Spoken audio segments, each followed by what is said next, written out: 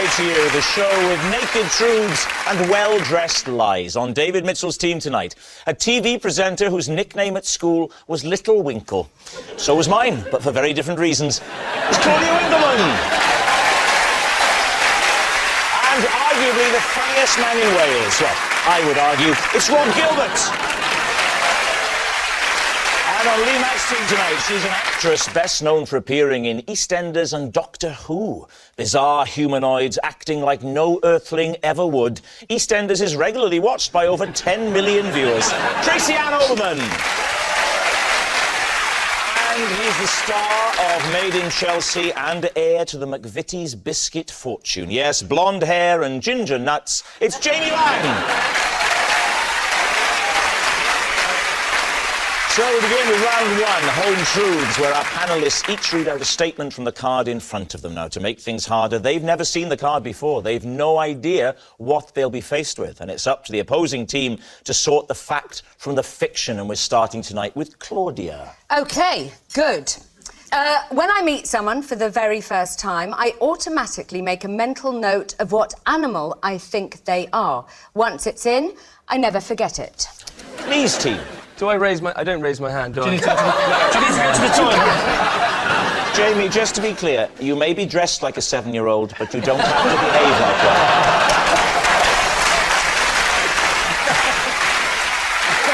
one. So, we met for the first time. Yes. What animal did you choose me Ferret. to be? A ferret? Ferret?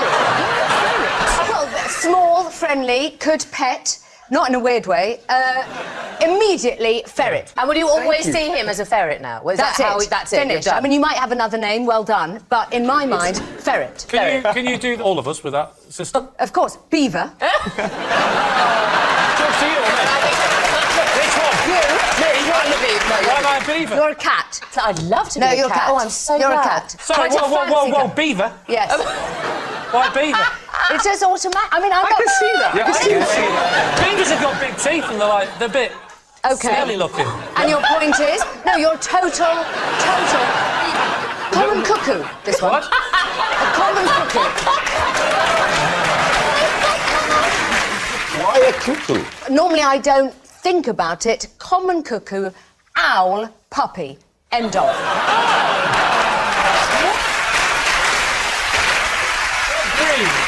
You can't just say puppy, that's got to be a breed. All right, if I'm pushed, red setter. Yes. Happy with that? Well, I think I'm the only one who isn't happy. I'm a love cuckoo. it. Whoa, not too happy with the beaver. I'm pleased with owl, Yeah. I'll be honest. I'm happy with I that. would love owl. I would have loved owl. You're nowhere close to an owl. So, Claudia. I'll say Claudia, I mean meerkat. You have got a bit of meerkat about you, haven't you? OK. Yeah. If I was going to do it to myself, camel. Camel? Why camel? I'm pure camel. I'm 100% camel. Maybe 3% mouse. 3% mouse, 97% camel. There you That was go. a hell of a mum and dad relationship. You wouldn't like to be the mouse in that relationship, would you? Why do you do it, though? Does it help you remember the person's name or something? I've just done it forever. I think we might have started when we were young and we had a teacher who was a little bit human, but mainly cow. Well, she's certainly given an encyclopedic She response. has done very well. In fact, I would say it's instant with you. I can tell it's instant. Done. It's gutter, isn't it? Name anybody. So, without pausing or hesitating, tell us all again what we are. OK, easy. Cat, beaver, ferret, common cuckoo, owl, baby red setter. I just do it. I can't help it. So what are you thinking, Lee? So, you think it's true? Yeah, I think it's true. Genuinely, I think it's not true, but there's one bit in it that makes it feel true. The word Claudia. You saying it's true? It's true. OK, Claudia, truth or lie? It is a lie. Yes, it's a lie. Claudia doesn't think of an animal every time she meets someone. Jamie, you're next. Oh. I once set a sauna on fire. What? How? I was in Brazil. Of course. And I was in the sauna and I decided to pour vodka Oh, my God. on the rocks of the sauna. Because you thought that's what vodka on the rocks was. Yeah. No, I tell you how it started was my friend told me I was in Cornwall of all places, and my friend said. Can I jump in here and Yeah. say, did your parents know you were drinking? I wasn't a minor. I was 18 and a half. Isn't 18 and a half 18 once you get to be an adult? Well, no. So true. Who says 18 and a half? You're in Cornwall. I was in Cornwall, and my friend said to me, if you go and lie in the bath and pour vodka in it, like a shot of vodka... In the bath? In the bath, it gets you drunk. I didn't go and do it, but then... A shot was of told, vodka in a bath? because of the fumes, it gets you drunk. So I was in Brazil travelling, and my friend had a sauna in their apartment. So I was left alone, I've heard about these Brazilian slums. So you're left alone in this flat I was left with alone. a bottle of vodka, and you thought, if only there was some way I could use this bottle of vodka to make me become drunk.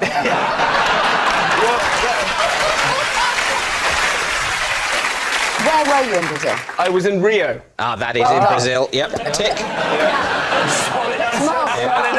Continue. In Rio. I was in a foreign country, I was young, I was experimenting, so I thought, why not experiment with... Why did you look at me when you said you were experimenting?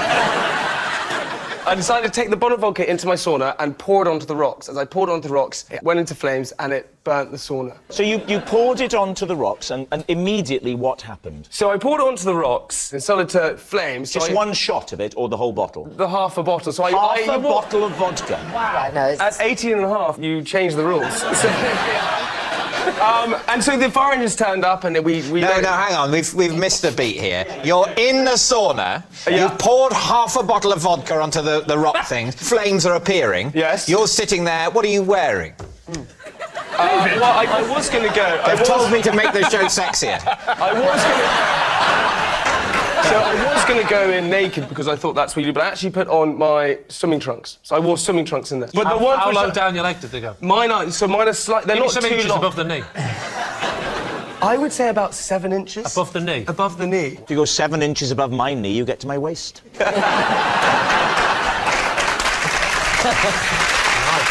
Nice. So you're sitting in there, Yeah. in your trunks on the slats, and the flames have started. What do you No, do? I thought the best option was to pick them up and throw them. The rocks? Yeah, because I thought that. Yeah. It must be boiling Oh my up. Well, that's God. what I found out. Obviously. You found... You must have suspected they were hot, because you knew they were producing the heat, surely. But you in that panic. No, not even in the panic do I go, Bear "I'll throw the rocks." in mind, he was 18 and a half.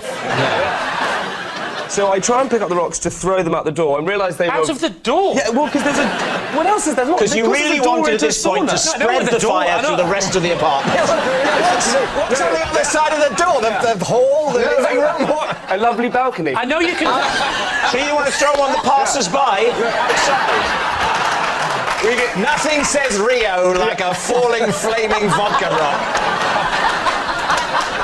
My thought process was to pick up the rocks, throw them out the door, and it would have been fine. However, they picked up the rocks, they were too hot, so they fell on the ground, and the fire went. And I How thought... can you not know that the rocks are... Are you so posh? I told Are you you so posh you don't understand the concept of cold? Have you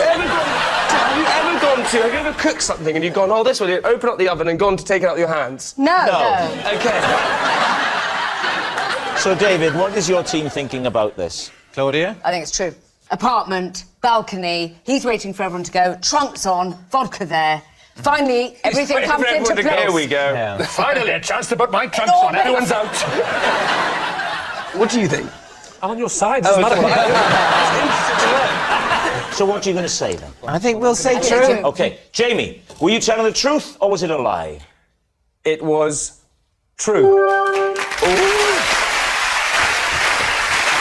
Yes, it's true. Jamie did set a sauna on fire. Right, Rod, you're next. Okay. A mistake I made in France meant someone in England got hospitalised. Please, team. Have you just learned to read?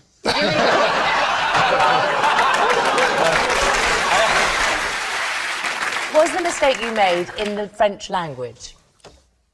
It's a simple question, Rod. Was it in the French? Was it in the language of Right. the It's It's a French? simple question with a simple answer. Right. Yes, it was. Can you tell us Me. the mistake you made, please? The mistake I made got somebody hospitalised. That was the... Didn't say it was a big old... That's not not worthy of the fact. What was the mistake? What was the mistake? Say. Yeah, I'll take it from here. What was the nature of this mistake? It was a language thing. It was a French-English mix-up. It was a mix-up, a terrible mix-up, a terrible mix-up. What language were you mix-up, doing terrible. in France? I was on the phone. I was in France. I was working in France, and I was on the phone. Working in France. I was on the phone to England, and I made a mistake with my French-English translation. Who received the mistake? A girl. What was her name? Anne. What colour hair does she have? I don't know. She was on the phone.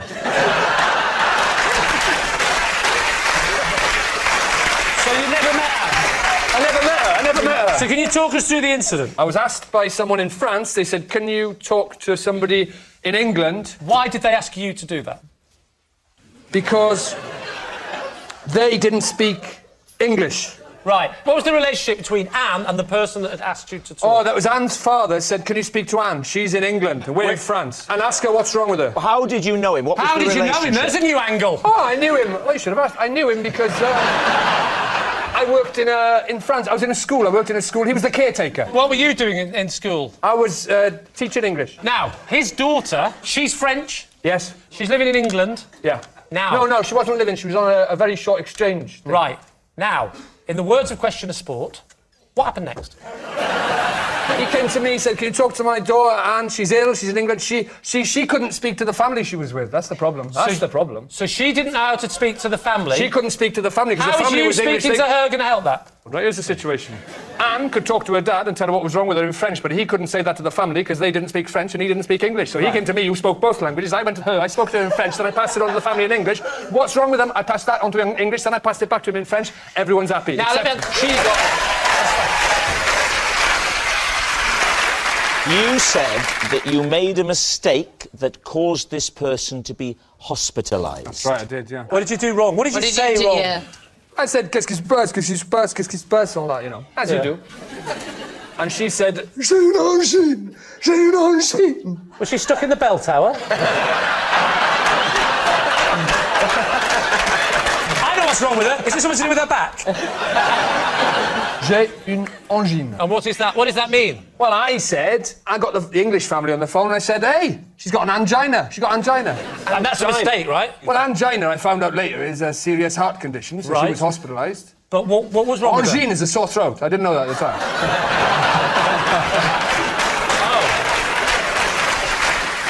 And what happened? Did they then rush her to this hospital? They called 999 and got her into hospital, yeah. Nuff. OK, so Lee, what are you thinking? Could it be true? I don't think Anne is a French name. That's the one bit in it that I don't believe. Anne-Marie? Is she? Don't know.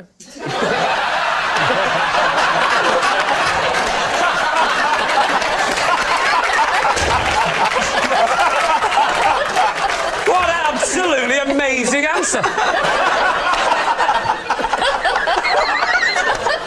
That's one of the funniest things anybody's ever said. I believe it to be true. You believe it to be true? OK. It was so torturous getting that story out that it has to be the truth. Yeah. Lee, you think so too? It could not be any truer. Rod, truth or lie? Of course, it is true.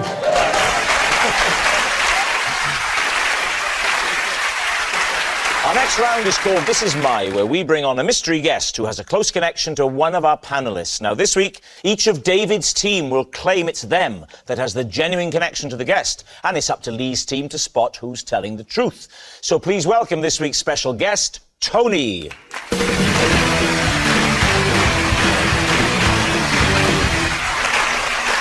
Right, let's start with you, Claudia. What is Tony to you? This is Tony. He's my builder. He drove for over an hour to come to my house to fix my TV, and it turned out all I needed to do was change the batteries in the remote control. Rod, how do you know Tony? This is Tony, and we played in a band together. Where we both played guitar, except only his was plugged in, because I can't play a note. David, what is your relationship with Tony? This is Tony, and I regularly go round to his house to play with his Lego.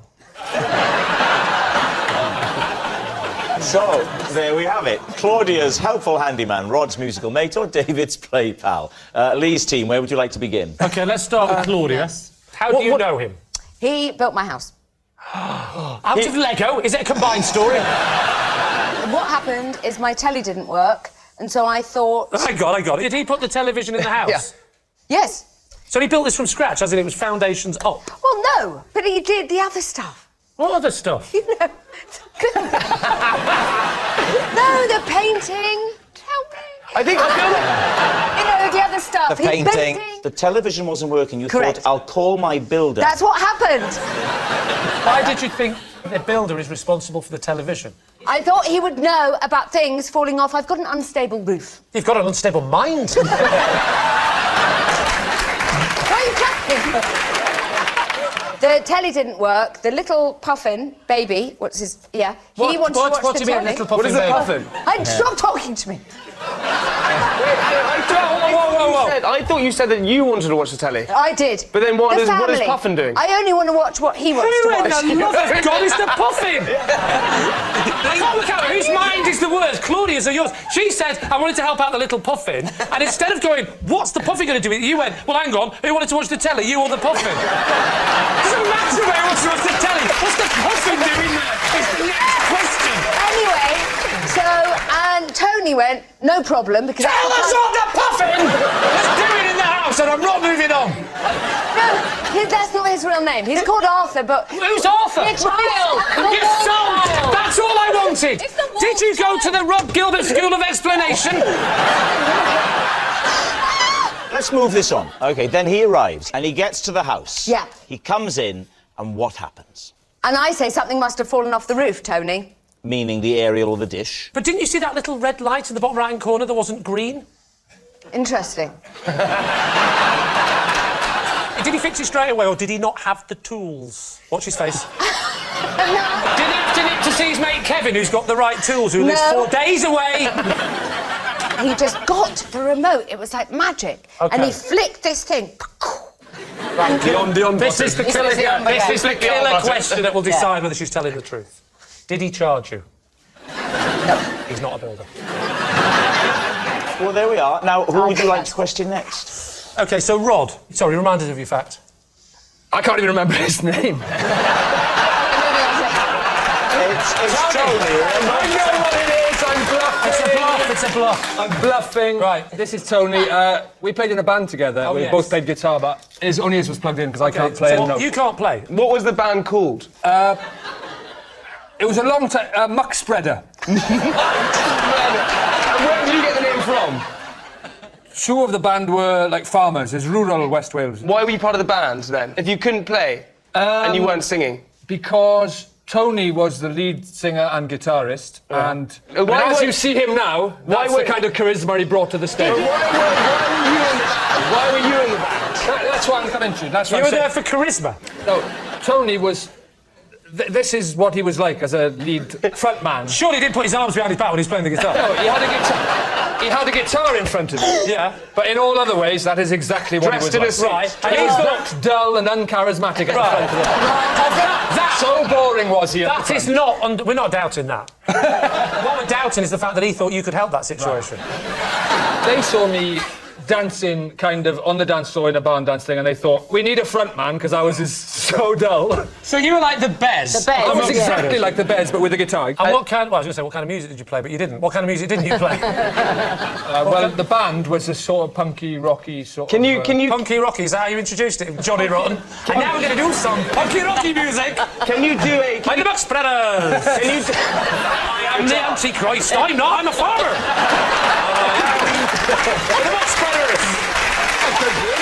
All our songs had the word muck in the title. Like what? Like, hey, hey, we're the Muck Spreaders. Muckadoo about nothing. You did Shakespeare plays as well. Oh, I see now it's all making sense. Don't And now, ladies and gentlemen, this punk rock band would now like to perform a piece from Shakespeare. But he won't be speaking, he's not plugged in, he'll mind me. So, what about David? OK, David, this is Tony and you go around to his house to play Lego, is that what you're saying? Play with his why would Lego. you play Lego at Tony's house? He's got a lot of Lego. No, Can I say at this the point, question with is- all this mention of Lego, with us being the BBC, there are other children's building blocks available. They're not as good, but there are others.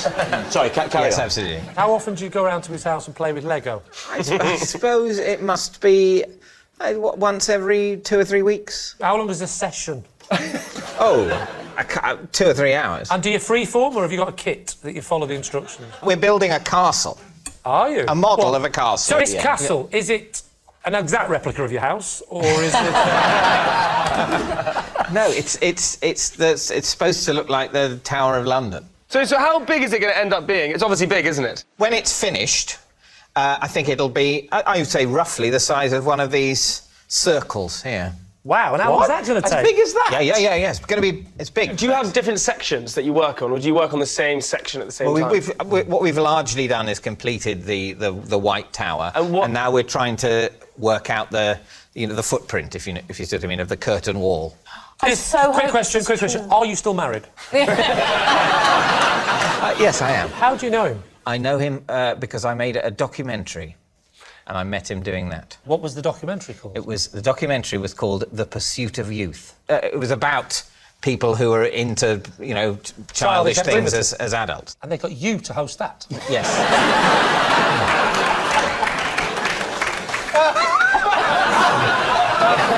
When you approached this sort of Lego building, did everyone believe you? So you told your wife, you said, I'm going to go and build Lego at Tony's house, and everything was fine, and that was all... She seemed to believe me. Has Tony got a wife? I can answer that. Yes, Tony does have a wife. What is the name of the person who started Lego? I don't know. Nor do I, so...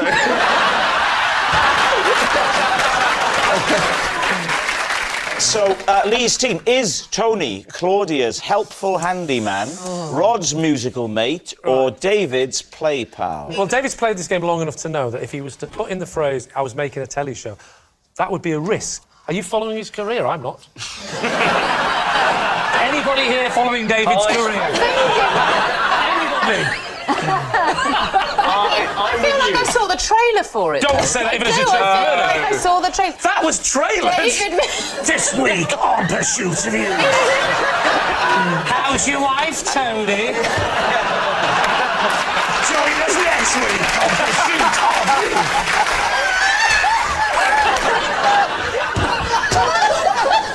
Now, what about Claudia? I think you're wise, you're clever, you would have thought this through, I feel.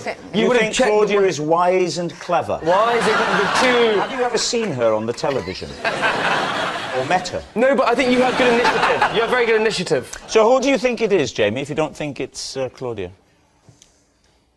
I mean, I do think it's Claudia, maybe. I don't know. Because now it's just changed. You now think it's Claudia? I think it's Claudia. I think it's Rod. Oh. You're wrong. Oh, in that case... No, you could be right. I'm going with you. Don't you change your mind. He's already done I'm this. easily susceptible. I want it to be David. I think it to it's be Claudia. David. I'm going with Rod. What's it going to be? We need her. She's in the documentary, David. David, You all better right. have seen this Tony, documentary. would you please reveal your true identity? My name is Tony, and I drove to Claudia's to fix her up. Yes, Tony is Claudia's helpful handyman. Thank you very much, Tony. Which brings us to our final round, quick-fire lies, and we start with... It's Rod. I can't wear normal gloves because I have an unusual hand. Lee. Which of the two hands is unusual? That one. Would you hold up your unusual hand? I'll show you some of it.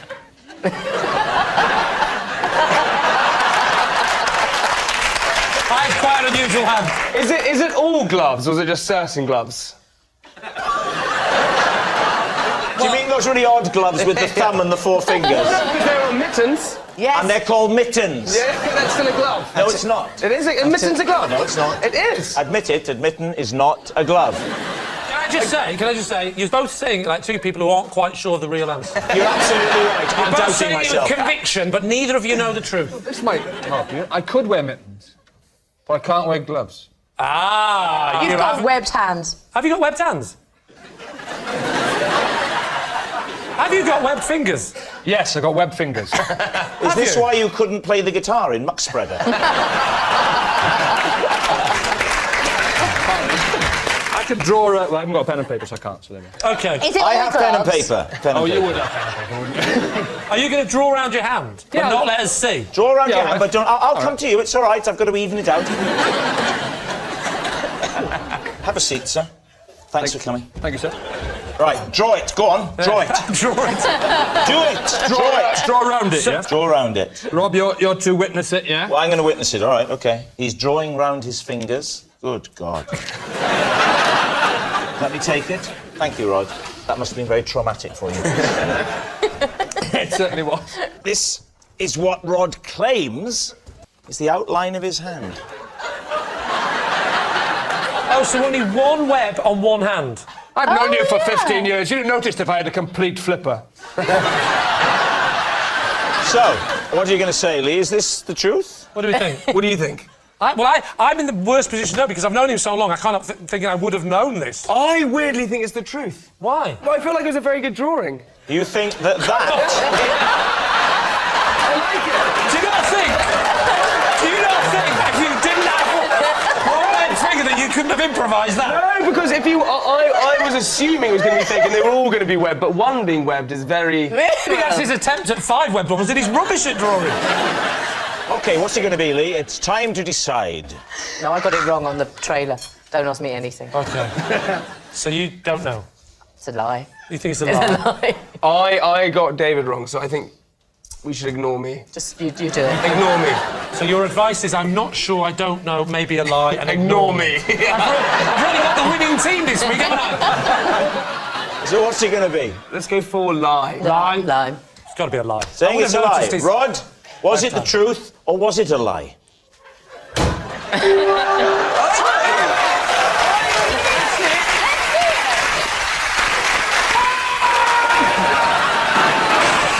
And that noise signals time is up. It's the end of the show. I can reveal that David's team have won by 4 points to 1. Thank you for watching tonight.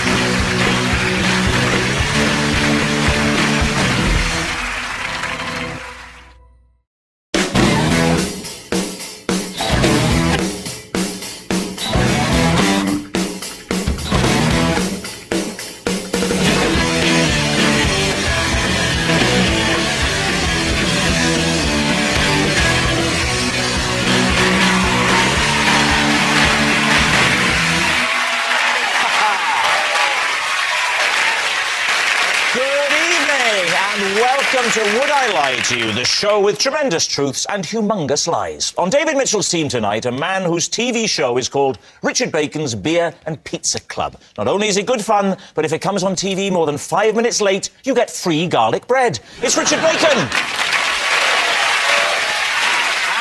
And the man who gave us Touch the Truck, Pets Win Prizes and Hole in the Wall, yet still no BAFTA. It's Dale Winton! And on Lee Mack's team tonight, a TV presenter who's so immersed in the culture of horse racing, when she buys a new pair of shoes, it's all she can do to stop herself nailing them on. It's Claire Balding! And a comedian and star of the very realistic Call the Midwife. I didn't watch it myself, I just stayed the other side of the screen and offered encouragement. It's Miranda Hart! And so we begin with round one, Home Truths, where our panellists each read out a statement from the card in front of them. And to make things harder, they've never seen the card before, so they've got no idea what they'll be faced with. It's up to the opposing team to sort the fact from the fiction. Dale is first up tonight. OK. As a child, rather than sleeping with a comfort blanket or teddy bear, I slept with a potato. Lee Mack, what do you think? Was it the same potato, or did you have different potatoes over the years? Well, that was the problem, because you get attached to a potato. So when you get attached to a potato, it's rotting a bit, but it's your comfort. It's like your teddy bear's it smells of your old teddy bear, or whatever it happens to be. The potato is my favourite potato, and I used to draw on it. So it was one potato the whole time? The actual truth is, it was taken away from me, and I cried and I cried and I cried, but they threw it out. So it took me like another 3 or 4 weeks to get used to the new potato. Dale, did they have names, your potatoes? No. You slept with a potato that you didn't even know its name? Well... Yes, slag! Did you hug them? Did you have them close to your face? I used to put it on the pillow like that, and I used to bash it. What? Why did you bash it? Is that how you show love, Dale? What's the bashing? Well, I used to slap the dent it made in the pillow. Oh, so you'd bash it onto the pillow and then you'd And then I sleep. would take it out, so that's where you're going to bed later. Be honest, Dale. Is the truth of this story that your parents would shout through the door, "What are you doing in there?" And you'd say, "Nothing, just bashing the potato"?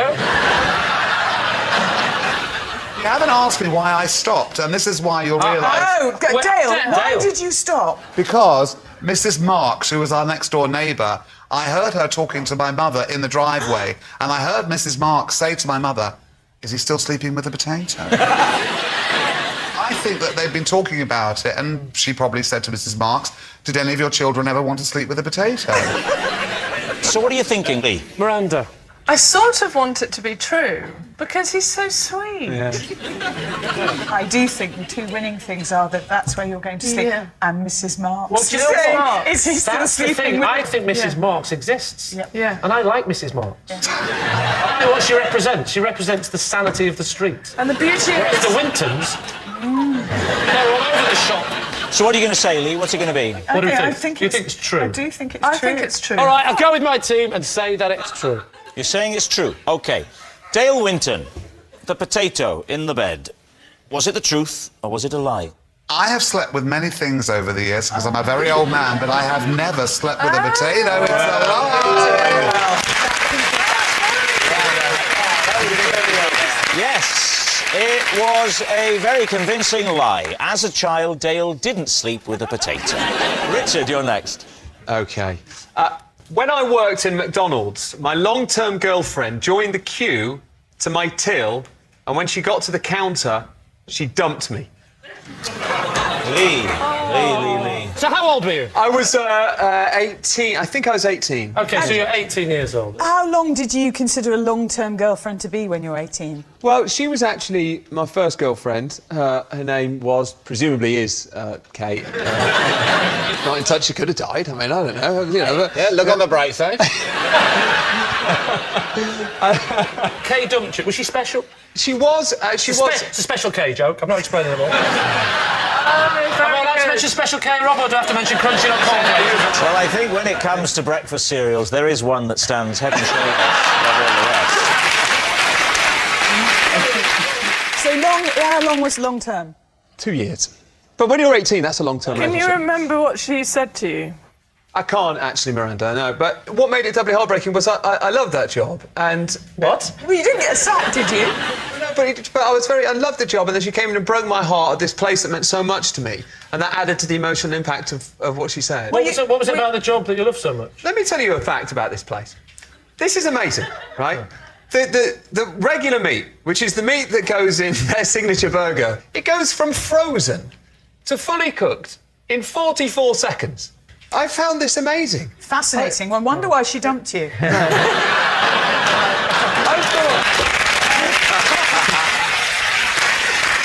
I think we should get back to the girl. Well, she got to the front of the queue, she dumped me there and then, and I left my station, didn't serve the other customers, and then I went to the storeroom and I sat on a box of gherkins. And I cried my eyes out. Oh, that's gherkins for you, though.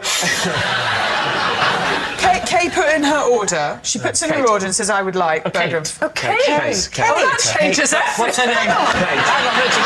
You said- Special K joke doesn't work, I didn't want to send No. it. Oh, it's Kate. Kate. I thought it deserved a bigger laugh. I wondered why the hell you said it. You're always trying to work it round to Crunchy Nut. Leave him alone. I don't. Richard, you be young Richard, OK, at the counter of this fast food outlet. OK. David, Yes. you are a normal customer. OK. Dale is Kate. Oh. Could I please have a fillet o fish, but with no cheese? Hold the cheese and put the cheese on the chips, please. But not with cheese and bread. Excuse me, where are the toilets? They're actually just next to my till, actually. The door's just about there. I'll see you later, Kate.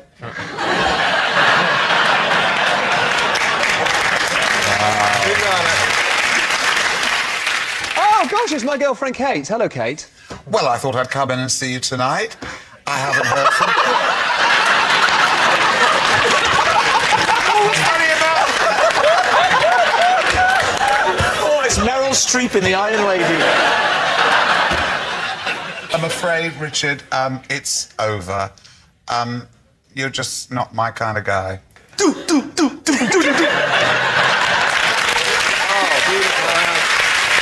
Beautiful. So what are you thinking, Lee? Does this sound credible to you? I'm suddenly going truth, and I think he was dumped in a queue at said burger joint. I find it staggering that he remembers all the facts that he remembers about how long it takes meat to defrost, and yet he cannot remember what she actually said There's when an she got answer to the that. front of the queue. But is he... The answer to that is he's a man. So, Lee, what's it going to be? Truth or lie? Are we going... You're saying lie, Claire? Is that what you're saying? Miranda says true. Yeah. Go on, we'll go with Miranda and say it's true. You're going to say it's true? OK. Richard Bacon, was that the truth or was it a lie? That story is true.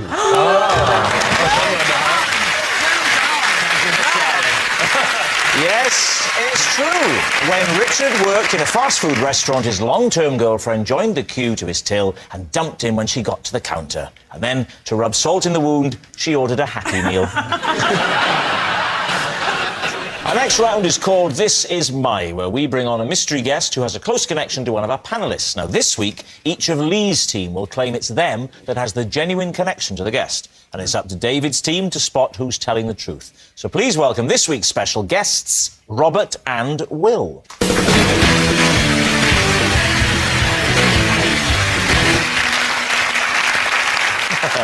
So, Claire, what are Robert and Will to you? This is Robert and Will. They do my garden, and to avoid the embarrassment of me ever getting them mixed up, I call them both Barry.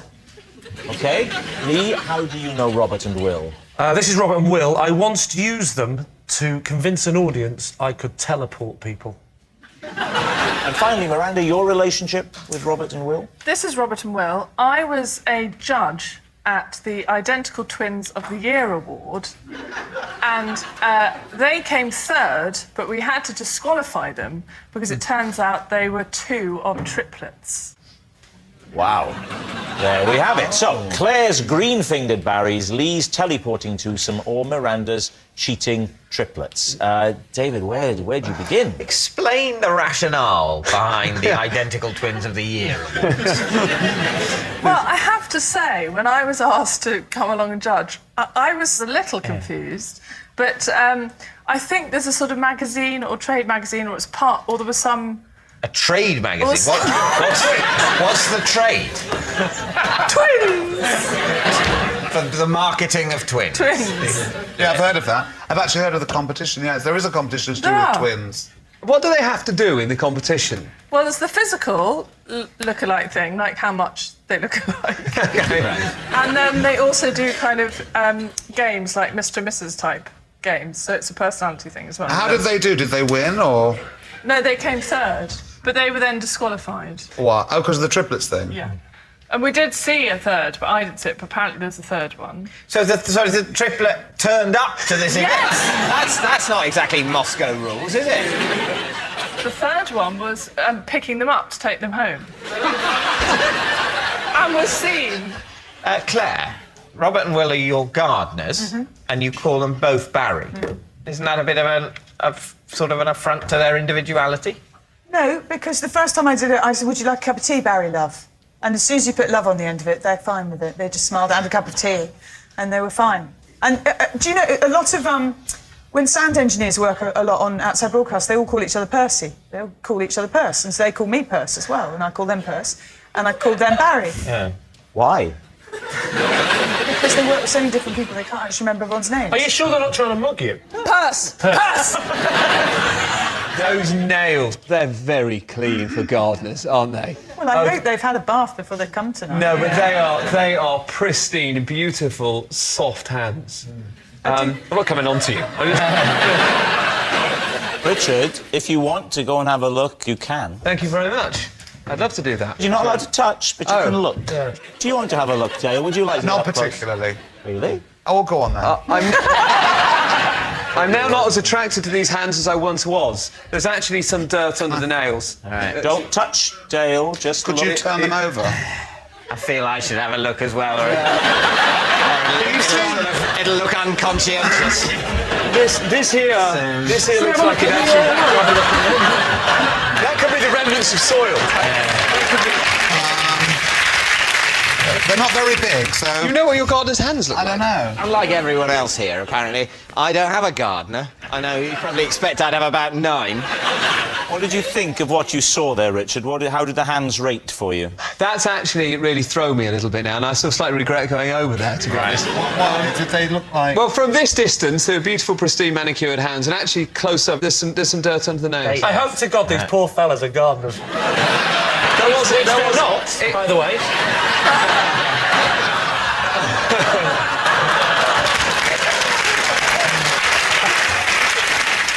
Lee. Yeah. Now, You're going to bother going through this one, are you? what was this particular show?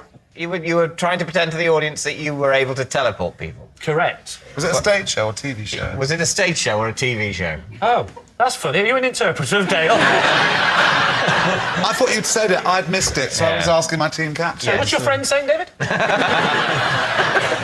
What was it? A stage show or a TV show? OK. It was a stage show. And where was it on? It was on at the Hackney Empire. And when was it on? It was on in the mid-90s. And what was it called? It was a new act competition for new people, and I thought I'll do a magic trick because it'll impress everyone. Yeah, make up for the comedy. What you say at the end? I'm sorry, everyone, but I can't teleport. Talk me through the act. What did you do? Magic circle, love. Magic circle. Right. Can't tell you anything. Okay, so what's the illusion we're supposed to be seeing? So I'm not going to tell you how I did it. It's a magic circle. You're not going to say how you made it look as if you teleported. Oh, I see. You're very wise. I'm not giving away my secrets on television.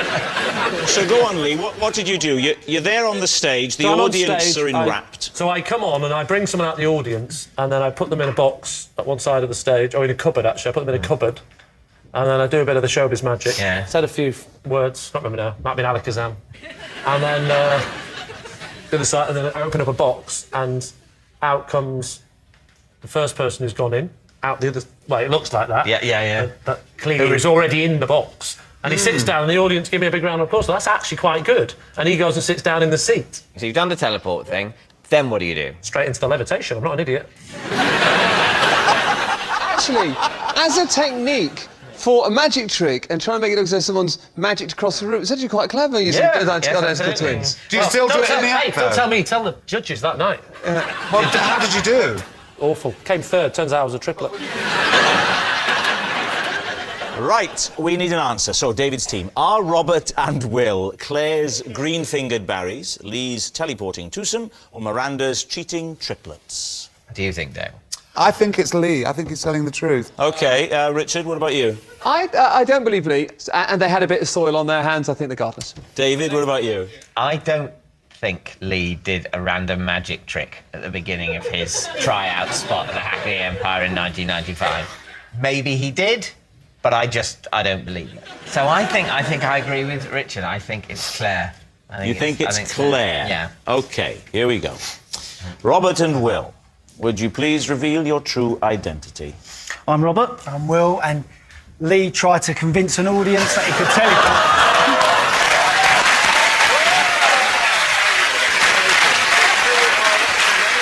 Yes, Lee used Robert and Will to convince an audience he could teleport someone. Thank you very much, Robert and Will.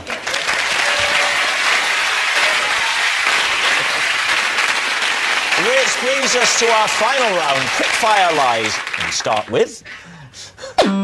Lee. Possession. Right, there's a box under the desk, Lee. Now, I'd like you to take the item out of the box and hold the object, then read the card out, please. This is my dibber. I donated it to the British Lawnmower Museum, where it is now a permanent exhibit. Right. David. What is a dibber? What's a dibber? A dibber? That's a good question, David. And would you believe me if I was to say I don't know? But it's a Yes, I would. I'm waiting for you. That's... Yeah. Could be any of these. Okay, It's to do with gardening. So what does your dibber do? Pardon? What does your dibber do? Are you Fred Flintstone? Answer the question. What does your dibber do?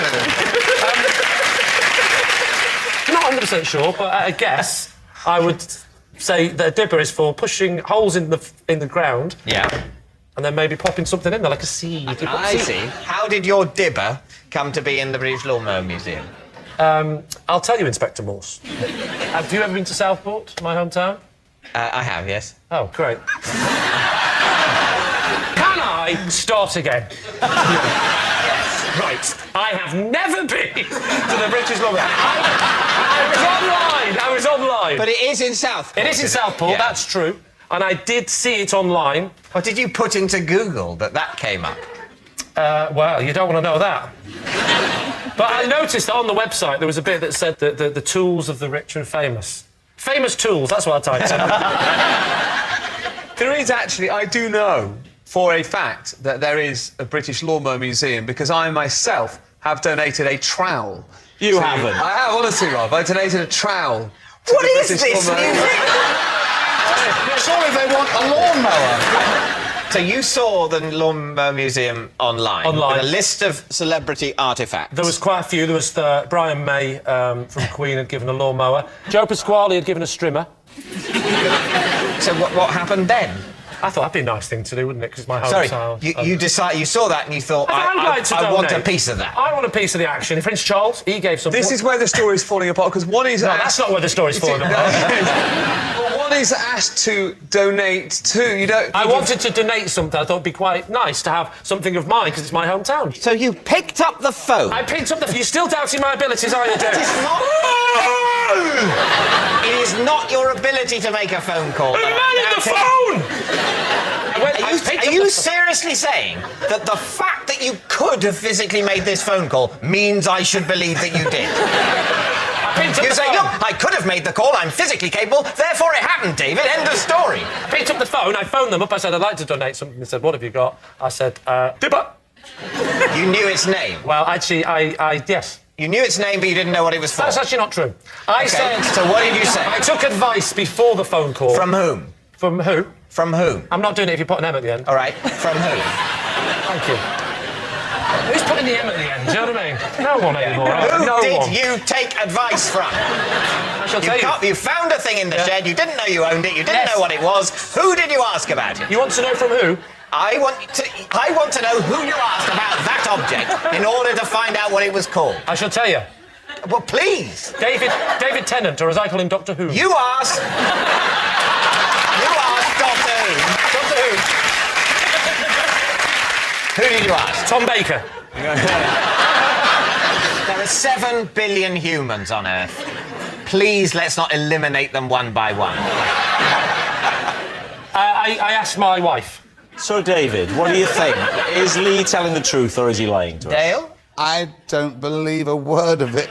If it is true, it's one of the best acting performances I think I've ever seen. Thank you. If it's true. If it's true. You think it's true? No, I do not. No, it's a lie. OK, David, what do you think? We think it's a lie. You think it's a lie. OK, Lee, truth or lie?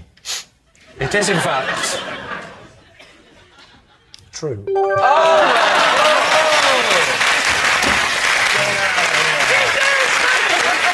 Not only is it true, but how exciting is this? We've got a picture. There it is, in situ, at the British Lawnmower Museum.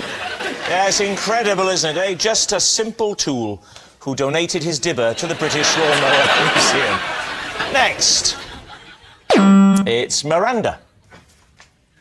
I once embarrassed myself in front of the local vicar at Christmas. Is that it? Vague, isn't it? Is that all we're getting? Well, no, we can get more. What happened? Well, it was Christmas, and the vicar had to come round to my aunt and uncle's where I was having Christmas. The sort of drinks, I think. I went to sit next to him and sat on the edge of a sofa. And as I sort of sat back like that, I broke enormous wind. And did he say anything? He sort of... He's here! No, I don't think he did, which is what made it so funny for me. Why did you go over to sit next to the vicar to start with? Because I think my sister was there, and I thought, oh no, she's been lumbered with the vicar. And I thought, oh, she might need some conversational help. Brilliant. Yeah. Which I sort of provided. What direction was the vicar at this point? I don't know if he was down or upwind, but he was involved. I mean, he could... You saw his hair move. I think actually what I did was... That is a great image. I think I burst out laughing, did one of those laugh spits. Spits? So having farted at the man, you then spat on You him? know when you go... So it was like... So what do you think, David? What are you going to say?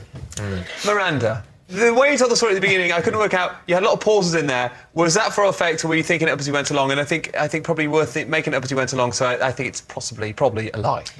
Dale, what do you think? Miranda is like one of those fabulous people in the world who's uninhibited with no... Am I right? You're kind of like, oh, what the heck, I don't My care. face is a mask. So you think it's true, you think it's a lie? Yeah. I'll say I think it's true. You think it's true? OK, Miranda. True? It is actually true.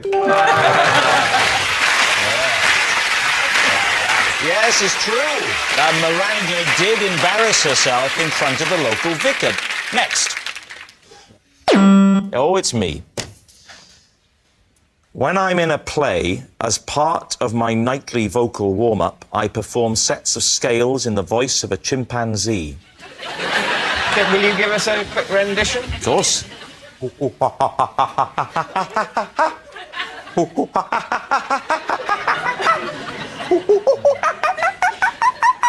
It's just, you just go through the scale as a chimpanzee. Do you just do this for plays? Because I've been next to you in a dressing room, I think, for a gig, and I didn't hear chimpanzees. I used to do a singing tape of oh, and then what? That was lovely. That's lovely. And la.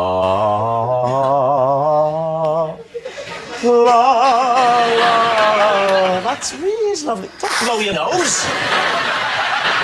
Rob, where did you get this from? Who was it? Another celebrity that gave you the idea? No, it was one night I was doing it, and the other actor said, when I started going, to just relax, he said, you sound like a chimpanzee. So then I went, and I found it really opened up the diaphragm, and it actually worked. Can you go the other way? Can you go from the high note That's down what to Dale the was low? asking me earlier. Is he angry, Lee? Is he angry? Well, it's hard to tell what colour his face is, but can you go... Can you go from the high note down? Oh, excellent. That is good. Who was the actor who said he looked like a chimpanzee? Miranda, you know very well he didn't say I looked like a chimpanzee. You're not going to trip me up like that. It was Kenneth Branagh. Kenneth Branagh gave you this idea. He did. Yeah, laugh it up, Balding. I know your reaction was to The reaction was, how preposterous. The man with the breakfast cereal would be in a play with Kenneth Branagh. Yet it was true. So what are you thinking? Mitchell, Winton, Bacon. I think it's true. You think it's true? Do you think it's true? Oh, Dan? absolutely. He does it so well. I think it would sort of help. Yeah. What about you? Balding, Mack, Hart. That sounds a series of illnesses, that. I'm afraid you've got balding Mack Hart. So what are you going to say? I think he's probably lying. I think it's true. Imagine You're you saying and true, Brian you're are in saying the it's a wings lie. having a right old hoot doing that together. You say... No, I'm going to go with Claire. You're going to say lie? Yeah. You're saying lie? You're saying true? True. It is, in fact, a lie. Well done,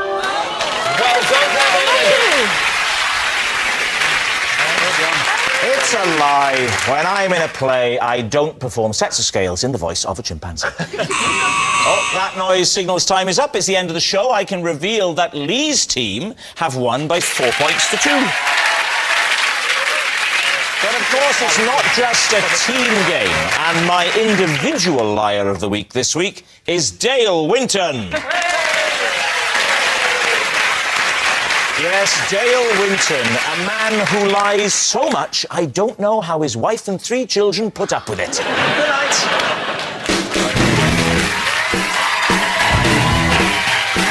Would you believe me if I said that actor Damian Lewis is tonight's guest host?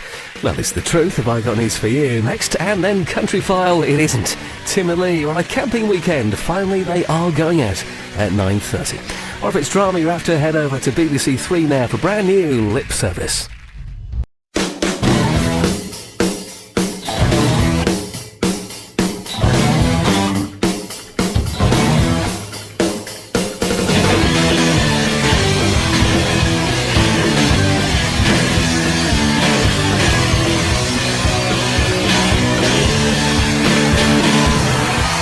Tonight, on Would I Lie to You? You laugh till you weep. Joe Brenn. He's like Queen Vic's black sheep, Larry Lamb. And their team captain, David Mitchell. And facing them tonight, good at sums, Carol Vorderman. He's a hit with mums, Russell Howard. And their team captain, Lee Mack. And your host, Rob Brydon.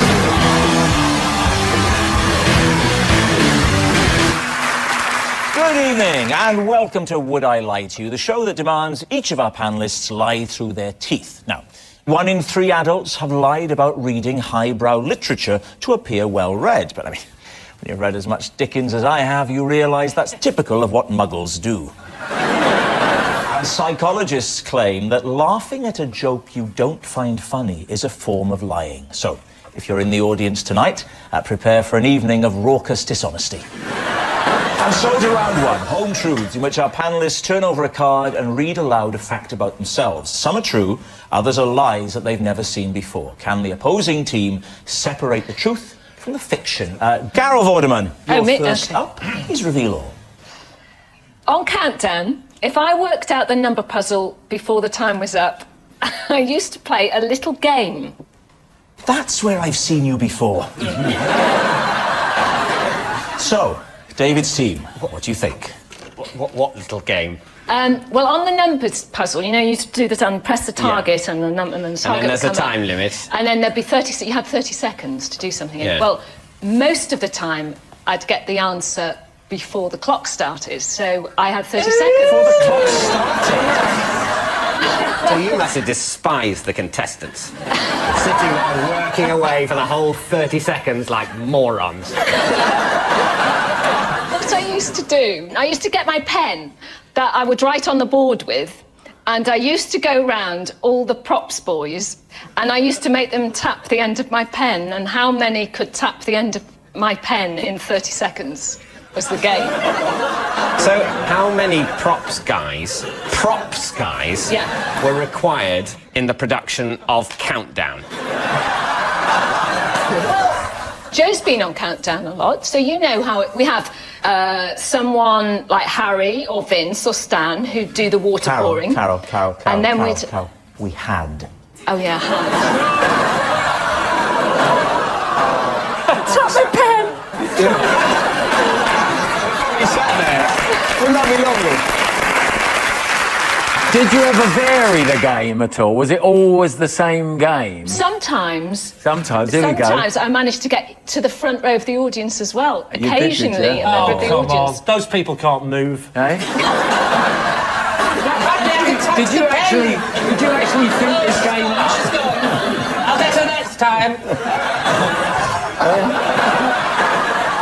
Was this not distracting to the poor contestants who are trying to do some out of shot? Slightly out of shot, yes. I feel sorry for this new girl that's doing the numbers, because all the props guy must be going, oh, you'll have great fun on this show. They will have said to her on the first day, are we going to play Touch the Pen? Got fired for sexual harassment. We always played Touch the Pen with Karen. Sorry, I'm just not like that. David, what are you and your teammates thinking? Does it strike you as plausible? I think it's flannel myself. Flannel? That's a great word. You've been on EastEnders too long now. Oh, I don't know. I mean, I missed a lot of that because as soon as Cal started describing the game, I had a sort of mental absence. I've done Dictionary Corner quite a lot. And But you couldn't see me from Dictionary Corner, could you? No, I couldn't. Well, what I doubt is whether you would be allowed, when the contestants are trying to work out the math, to run around the studio getting men to touch your marker pen. Yes, well, so we think it's a lie, I think. I think we do. Okay. What a surprise. OK, Carol, is it truth or is it a lie? It is true. Now then. Oh. And do you know what? It actually is lots of fun. So, you seriously did this? It was a ritual, and after about 15 years, it gets funny, really, when, you know... Wow. That's what we're hoping with this show. And do you know, when I was being really cheeky, I'd take the top off, and then they all got dirty fingers. I think you just like to behave outside of society's rules, don't you? I wouldn't be surprised to find out you're an enthusiastic dogger. So, Larry, your turn to confess all. I used to run a market stall Yeah. that only sold hats for dogs. Please, team, this shouldn't take long.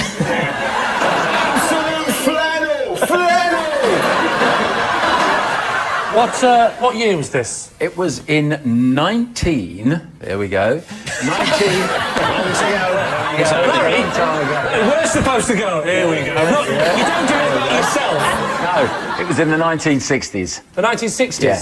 Yeah. And this was your own business? I was a lad. I was still at school. You were still at school, and you thought, I'm going to hit up the booming dog hat market. I was pretty enterprising lad, I tell you. Can you give me some... In Harlow. What was your top seller? Harlow. The top seller was a plaid one, funnily enough. Yeah. Yeah. I was going to ask about sizes, because obviously the sizes of dogs... There were only 3 sizes. What were they? They were, well, small, medium and large. It's a complex system, Carol. My key question is, how did a dog keep the hat on? You put it over its ears. So you crushed its ears? No, you don't crush it. No, well, I mean, this was the 60s. You didn't worry about those things anyway. People talk about the 60s ago. In the 60s, it was wild, crazy. I've never heard anyone. It was crazy. We used to crush dogs' ears and we'd big give them monkeys. Honestly, crazy time. Did you make the hats yourself, or did you buy them from somebody else and then sell them on? No, they were being made in China. They were being made in China. So you had links with China, despite the fact you were at school. You're chasing this life. Was it just dog hats? Yeah. The main item then in the 60s, for some strange reason, in Harlow... Only in Harlow? Lee, the moment has now come within the game where you guess whether it's the truth or a lie. All the evidence seems to suggest... It's a great big fat porky. Yes. That'd be a good name for one of his hats. She's saying it's a lie. It's got to be a lie. Lie. It's a lie. OK, Larry, is it the truth or is it a lie? It's a lie. It's a lie. Larry did not run a market stall that only sold hats for dogs. He was far too busy running a kiosk selling cummerbunds to kittens. Russell, your turn to convince us. I used to put my underpants on my head to cure my acne. Sounds reasonable enough. Were they on your head like a hat, or were they just covering your face? No, I only did it at night. I didn't... Well, you slept Yeah. With like an underpants mask? Yeah, I'm ashamed to say. Were these the underpants you'd been wearing the previous day? No, I'm not a weirdo. I had a system, a tragic. I was 12, and I really, I was into Nirvana and stuff like that. I didn't want to cut my hair, greasy hair, so I thought, hang on, I can't ask Mum for like a hairnet, so I'll just whack some pants on like that, nice and tight, and then I'll sleep, and I'll wake up and it'll be fine. If the pants were tight around your head, they must have been pretty tight when you wore them as pants. That's just what I was thinking. I think that's a bit of a clue. My waist is wider than my cranium. David, you can't see Daddy. He's all small and withered. You're saying he tapers to a point? Yeah, exactly. And what made you stop? What happened, I went to the doctors because one of my nipples suddenly went like that and it didn't make that noise. And I went there and I was worried I was becoming a woman or something like that. And my mum chose this moment to go, yeah, and he puts pants on his head at night. And I was suddenly going, we weren't going to chat about that. And the doctor said, in no way will that get rid of your acne. So I stopped doing it. You had acne at 12? Yeah. 12? You had acne and you started to get breasts. Yeah. It was a brutal summer. Brutal. So if I'd have had breasts at 12, I'd never have left the house. Only what? So, David's team. Well, I think it's plausible because I've worn pants on my head as well. Have you? Yeah. In what context did you wear pants on your head? Well, I think possibly when I was like looking for something to tie my hair back with. Actually, Joe, what's that in your hair at the moment? Is that? Obviously, if I had pants on my head at the moment, they'd be the size of a marquee lid. What I like to do every night when I take my pants off, it's a bit of a laugh. As I disrobed, all I've got left now, if you can picture it, is the pants. And what I do is I shimmy them down the length of my legs. First the upper thigh, then they cross past the knee, down the shin. I extract the left foot. We're only human. And then I go, boom, and I catch him on my head. So, David, what's he going to be? Do you think yes? Yes. I think we're going to say we think it's true. You're saying it's true. He actually did it. OK, Russell, is it fact or fiction? Depressingly, it is true.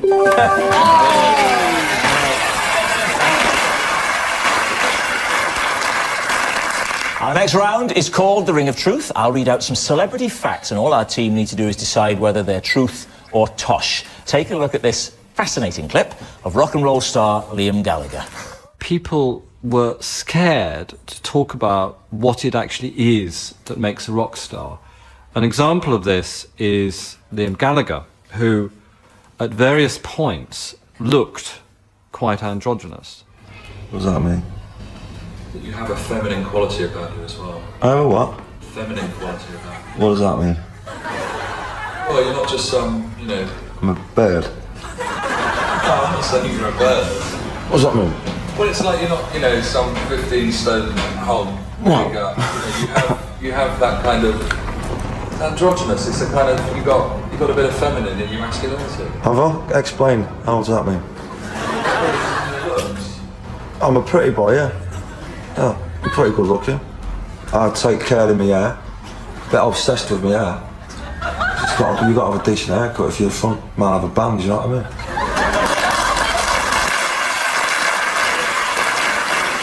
Liam Gallagher there, talking a lot of sense. I think that makes complete sense. That's the clincher. You've got to have a bit of a poncy haircut if you're going to be the front man of a pop band. Even I know that. But that's not. Even I know if I wanted to be the front man of a pop band, this would not do. Robert, might I ask you, with your #1 hit single earlier in the year, did you do anything special with your hair? I just try and hang on to it, basically. Eating a hasty retreat. Thank you for mentioning the single, Carol. Bless you, bless you. Doesn't alter the fact that countdown is over. Here is the related fact for Lee's team. Liam Gallagher once ordered a trampoline from hotel room service, claiming, "I like to bounce." Do you believe it, Lee's team? Trampoline? Ooh. I love the idea that it's true. Now, I think trampoline is a good thing, because bed bouncing is a good thing to do, is it not? Yes, yes. Jumping. Up and down. I'd say it was morally. I think it's morally neutral. I'd say bouncing up and down. It's not like recycling is a good thing to do. It's fine if you want to bounce, but don't feel guilty if you're not. Let me give you some facts here. He was staying at the Malmaison, quite a sort of posh hotel in Edinburgh. The problem with hotels like Malmaison hotels that think they're cool, because they'll try and have got him a trampoline rather than going, "What are you talking about?"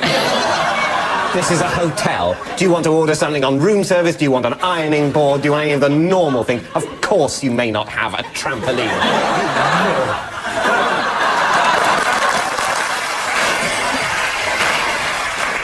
We might have been playing that game where you ring room service and just make up something really stupid to see whether they'll... Have you not? No, it's great. It's really good fun. I like to phone up and say, I'd like some nuclear material, please.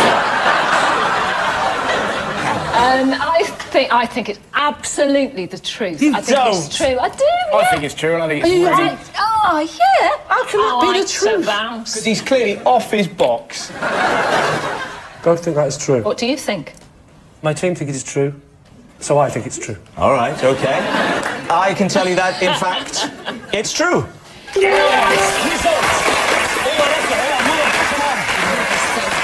Liam Gallagher did once order a trampoline from hotel room service, claiming, "I like to bounce." Other things Liam has done in a hotel room include trashing a telly, smashing some doors and breaking a window. He really is very poor at trampolining.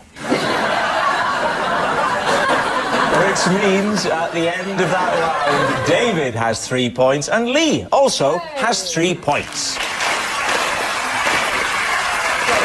Our next round is called This Is Mine, where we bring on a mystery guest who has a close connection to one of our panellists. Who knows who they might be tonight? The cook from David's country house, or perhaps Lee's parole officer. Tonight, each of David's team will claim the connection. It's up to Lee's lot to work out who's telling the truth. So please welcome this week's special guest, Liz.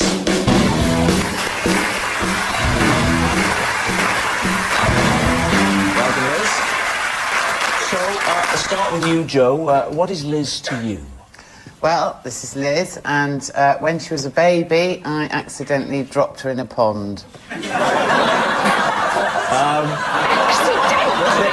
will be time. There will be time. Larry, would you tell us what Liz is to you? This is Liz, who taught me basic bar skills before I went to work in the Queen Vic.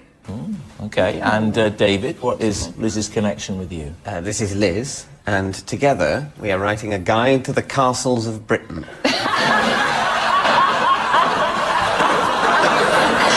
Plausible.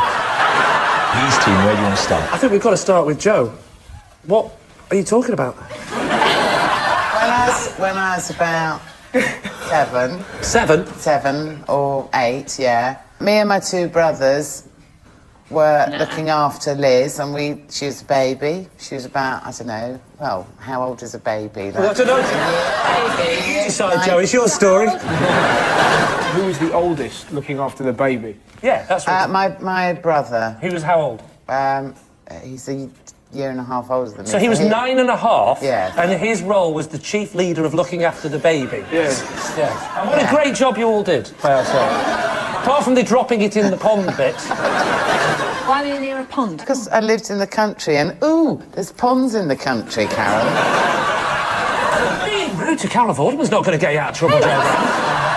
To be honest, How did the actual dropping happen in the pond? We were playing catch with her. Come on, mate. You were playing catch? Just trying to make her laugh, just throwing her to... Right. I think we should move on to castles. I absolutely think we should move on to castles. Yeah. With the first question, what's your favourite and why, Dave? I have 2 favourite castles, and they're because castles I discovered as a child. Right. And they, not on my own, they've been previously discovered by... One is a castle in Wales, in the Mumbles, near Swansea, and that's called Oystermouth Castle. It's called what? Oystermouth Castle. I can vouch for that. Yeah, but hang on, at least you can vouch for that. What kind of castle is that? That's a sort of Norman I think a sort of late Norman kind of castle with a keep and a sort What do you like about Oyster Castle? Oyster Mouse. I like it because it's quite a sort of traditional, old-fashioned castle with a moat and An a wall around old-fashioned it. castle. They all tend to be traditional. As opposed to these new modern ones with stone cladding. It has always been irritating to me that very few castles completely adhere to what I imagine being the typical castle. What was yours again, Larry? Larry, yeah, what was yours again? Definitely. This is the lady who taught me my basic bar skills for when I was working in EastEnders. And what are the Working three at most the- important bar skills that you now have? My character Yeah. is supposed to have spent years working in the bar and pub business. So, you know, it's timing. It's not just a case of, you know, pull a pint. You've got to pull a pint and be talking to a customer, taking money. What sort of lines might you say, like? You might say, how you doing, sunshine? Or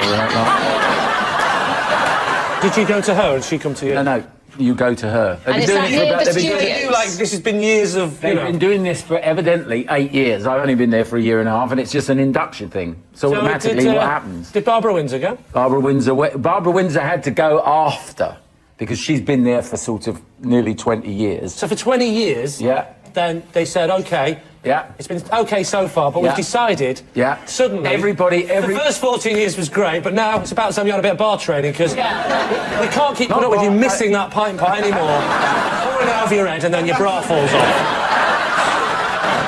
We need an answer. So, Lee's team. Is Liz Joe's pond playmate, David's fellow castle expert, or Larry's bar tutor? What do you think, Russell? I think castle. Why do you think castle? Because Dave's an intelligent man and will have lots of little hobbies and stuff. This is definitely Larry. It's definitely. It's not Joe. That's completely inconceivable. You would not give a very small baby to 3 very young children, even in the 60s. Who went in the water to get the baby out? My brother Bill. No. Well, because he had the right beak shape. Lee, I'm going to push you for an answer, Lee. I'll say that. You're saying it's Larry. I don't think any of them. Okay. It's true. Liz, would you like to reveal your true identity? I know Jo. She dropped me in a pond when I was a baby.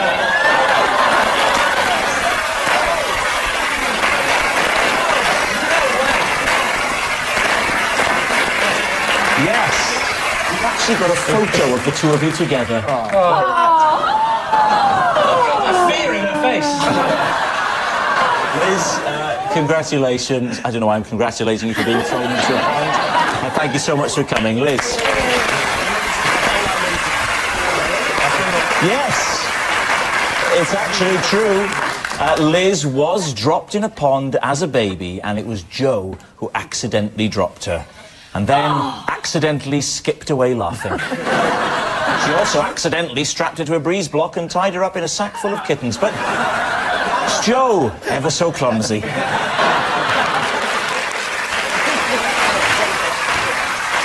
Which brings us to our final round, quickfire live. Lee's team are currently behind, so they need to do better here. And we start with... David. Possession. Ah, well, you have to reach under your desk and lift out your box. Okay. Yeah? This is a letter rejecting me from a job at McDonald's. Lee, what do you reckon? Did you read it out to us, please, David? Reference CM1156-P. Dear David, thank you for your recent application to work at the Abingdon branch. Unfortunately, at this time, your application has not been successful. Thank you for your interest in our company. Yours sincerely, Martin Danks. And when was it dated, please? It's dated the 19th of July, 1990. And you will have been... I will have been... mortified. I never really bounced back from that. I would have been just 16. Does that add up, Carol? He's 52. Part, yes. I don't want to bring back unhappy memories for you, but what did you feel you could have brought to the company? A certain nervous energy. a culinary snobbishness that is lacking. It's lacking. A fear of interacting with customers. And An equal fear of frying chips. I think Dave could have closed them down just by having people come and give us a burger. You don't want a burger, my friend. I would not at that age have had the confidence to refer to someone as my friend in that way. Why? Don't look at my face. What do you think, Carol? I You're not don't having it, are think, you? no, I think it's a lie, but I don't want to sway you on this because we need the points. I reckon he's kept it. He's a peculiar mystery. Look at him. This is why I don't like people looking at my face. So, Lee, you're saying... I have to say that I think that's probably... True, it's true. It's a lie. I say it's a lie. You're saying it's a lie? OK, David, time to own up. It is, in fact, a lie. It's a lie. Because David has never even been to McDonald's, although he was. Of course I've been to McDonald's. I think that the next joke is he went to visit Lee. Can I please be allowed to read the auto-cue joke? Okay. David has never even been, although he was once mildly tempted to pop in and sample their short-lived McPheasant zinger. Excellent. Good work. Good work, the joke computer. Lee. I once picked up a hitchhiker and scared him so much he cried. David, do you believe him? Where were you driving? I was going from, I think it was from round Norwich area, somewhere there. Round Norwich I too. presume somewhere between Norwich and How Yarmouth. did you scare him? What happened was we were driving along. He got in the car and he said, first You he were said... driving along and you got in the car. Well, that's already dangerous. You were sort of running to keep up. Yeah. It was an ice cream van. I sort of grabbed him by the hair and pulled him in. That's how I used to get them. And my car used to have problems because it was a problem car. And I pulled over, right? I pulled over and I went round the back because I used to have to hit the engine to get it going again. And it all went wrong and we pulled over. So I said, I'm just getting in the back because I need to get a hammer to give it a whack. And as I went back, I said, I thought it'd be funny to say, don't worry, I'm not going to kill you. So I went round the back of the van and got a hammer out, went back to the front, and as I was walking past to the front of the car where the engine lives, I looked in like that, and I just saw him go like that, and he just wiped a small tear from his eye, because I think he genuinely thought, I'm going to kill him, and he was a bit worried. Maybe cried. That's a very odd response to immediate mortal danger. to just slightly well up. I call that a more end of the It's a Wonderful Life reaction. Oh dear, I am to die, it appears. Rather than, get out of the car, run! But just notice a slight welling up. Ah, well, all things come to an end.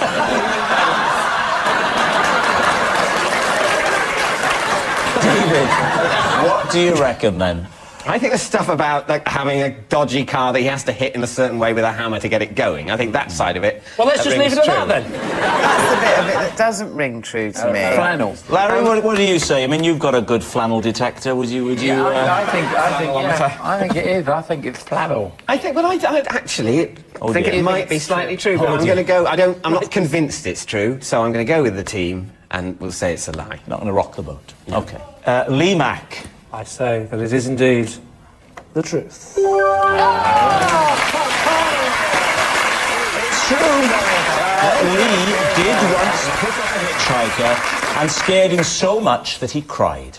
Even Lee now admits it probably wasn't a good idea to shut him in the boot with the other hitchhikers.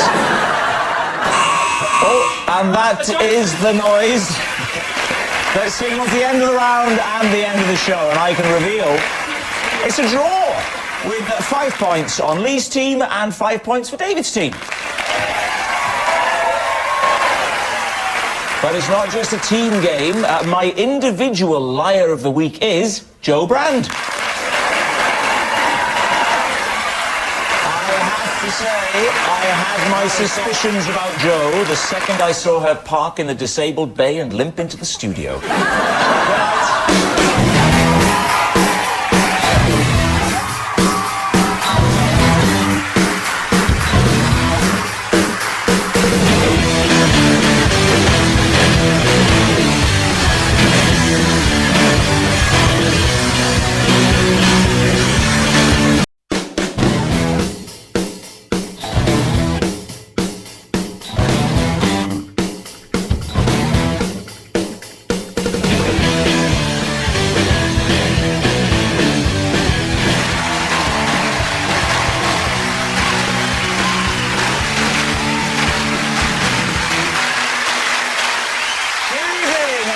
welcome to Would I Lie to You, the show that sorts the facts from the fibs. On David Mitchell's team tonight, a TV star who can light up a room just by entering it. Yes, his teeth really are that bright. It's Ryland Clark-Neal.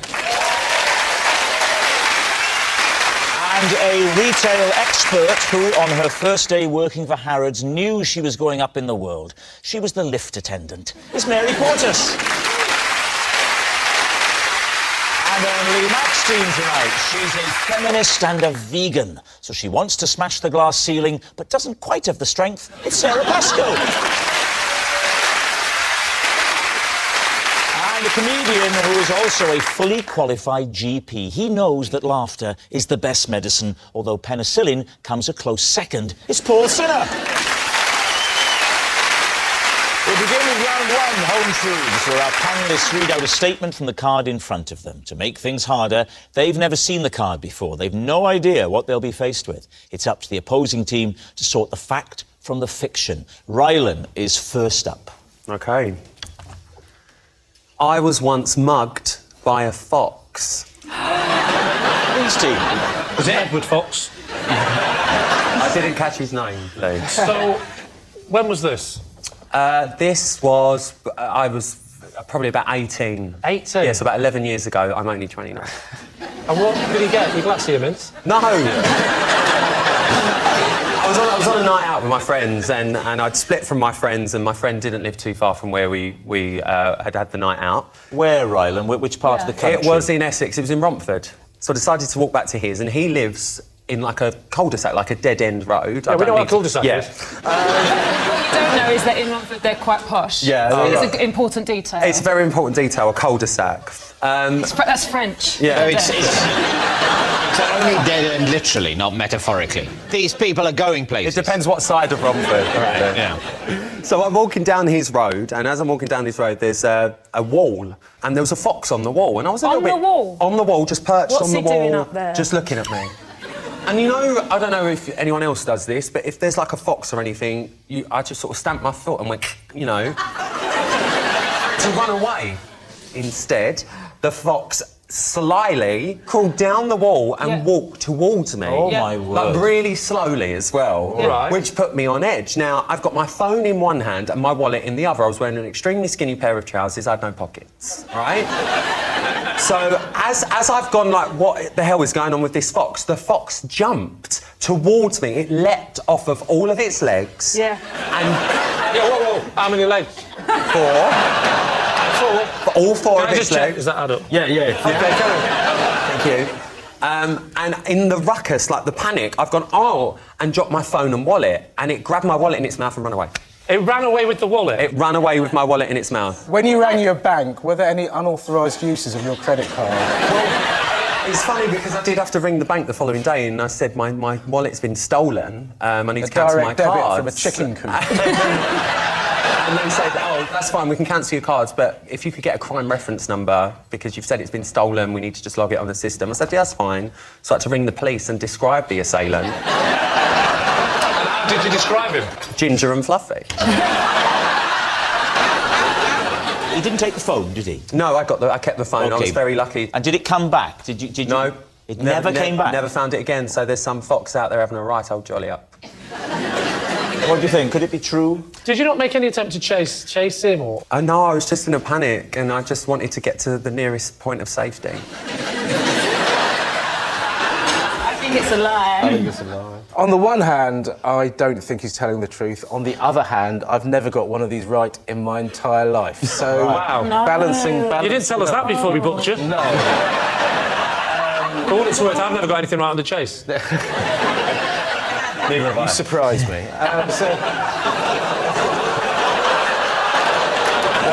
I don't think he's telling the truth, no. I think he's lying. OK, yeah, we'll say it's a lie. You're going to say it's a lie. Rylan, mugged by a fox. Truth or lie? It is, in fact, very true, and I'm embarrassed. It's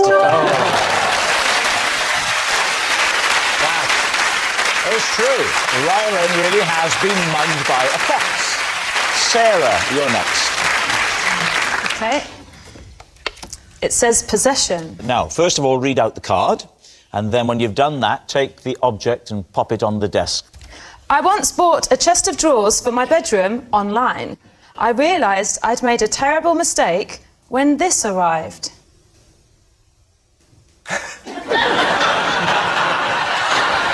Brilliance team.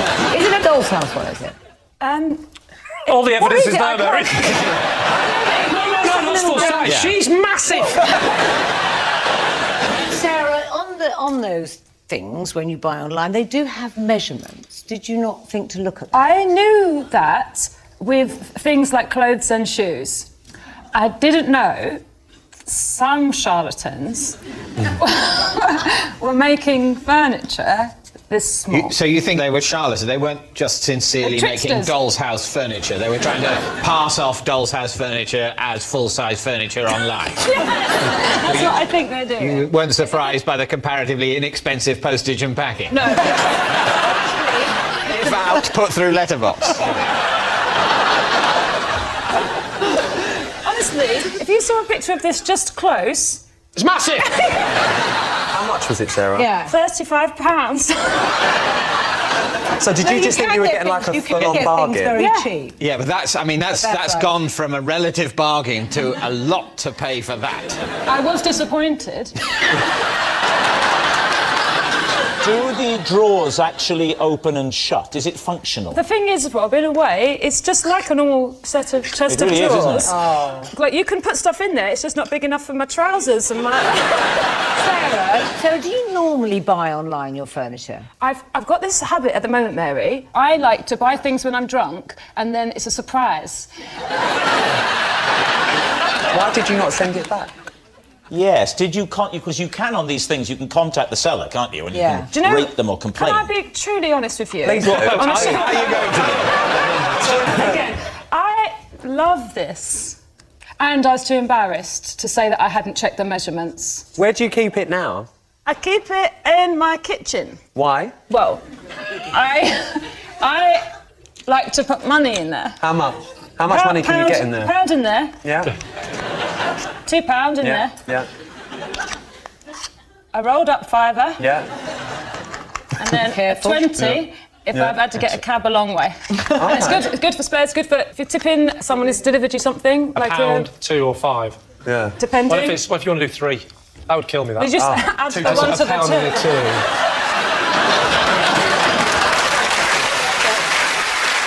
What do you think? Mary, what are you thinking? It's a sweet story, Sarah, but I cannot believe you buy when you're drunk. So What about you? I think it's a lie, Sarah. Ryland? I disagree a little bit with Mary because I am a drunk buyer. I do like it late at but I night going, believe oh, I love something like that. But not a chest of drawers. So what are you going to say, David, as I think it's captain a of lie. your You team? think it's a lie? I think it's a lie. And, well, we're going to say lie. Got to be a lie then. OK, Sarah. Yep. Truth or lie? Okay, I'm very relieved to tell you that it is true.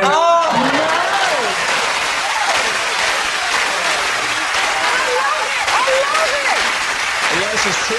Sarah did buy a tiny chest of drawers by mistake. Paul, you're next. 35 quid. Sorry, just 35 quid per one of them. I would rather, when drunk, give up 35 quid for that than panic and give my wallet over to a drunk Is it fox. just... You weren't there, Paul! Every night, to cram in as much learning as possible, I read a book while simultaneously listening to a completely different audiobook. David's team. OK, what was the last book and audiobook simultaneously you read and listened to? It was Trevor Montague's this is the book, Trevor Montague's A to Z of Everything, which is the absolute Bible of general knowledge. And it was the Guinness Book of Records audiobook, but not for this year, but they do for every year since 1956 when it was founded.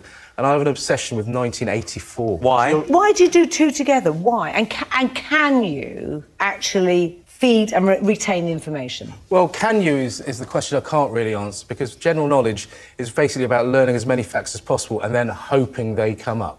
But I only really do this in the 2 to 3 weeks before any major general knowledge quiz.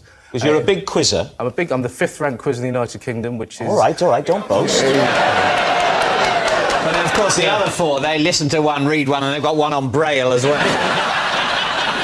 Oh, can I ask you a question? Yes. Can you give me 3 Guinness World Records from 1984, please? I'll give you one that still stands. Robert Pershing Wadlow is the tallest man of all time, 8 feet 11 3/4. I knew one that. that doesn't stand, but was stood in '84, is the previous year Calvin Smith broke the world record for the 100 metres, just before the World Athletics Championships, with 9.93 I didn't understand a word seconds. you just said. Just trying to answer your question. And the third one is in 1984, Ronald Reagan beat Walter Mondale in the largest percentage of the vote, something like 73.6% of the vote. Is that true? When he beat Walter Mondale in the US presidential election. Why are you asking us? I don't know. I'm very flattered that you think I know about American elections in that much statistical detail. Who was #1 in the charts November 1984? Flex. Well, that was actually May.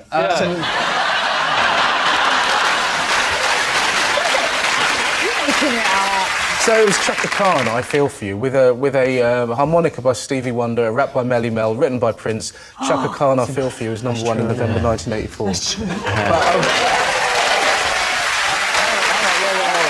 is not a general knowledge quiz. With no evidence if that's true at all. Which Rod Stewart song was a #1 in 1984?